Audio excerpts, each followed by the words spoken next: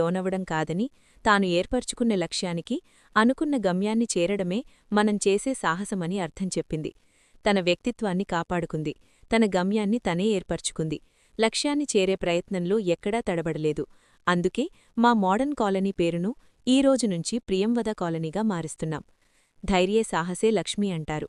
ధైర్యం చేసిన వారికి లక్ష్మీ కటాక్షం సిద్ధిస్తుంది అంటారు. ఇప్పుడు ధైర్యే సాహసే ప్రియంవద అని చెప్పుకోవాలి.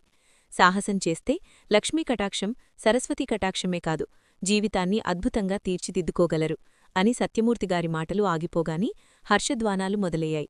వాళ్ల మధ్యకు సింపుల్గా అదే సైకిల్ మీద తల్లిని ముందు, తండ్రిని వెనక కూర్చోపెట్టుకుని వేదిక దగ్గరికి వచ్చింది ప్రియంవద ఐఏఎస్. ప్రతి ఆడపిల్లలో ఒక ప్రియంవద ఉంది. ఆ ప్రియంవద మీరే. సాహసం అంటే అర్థాన్ని అర్థం చేసుకునే ప్రతి ఒక్కరికి ఈ కథ అంకితం.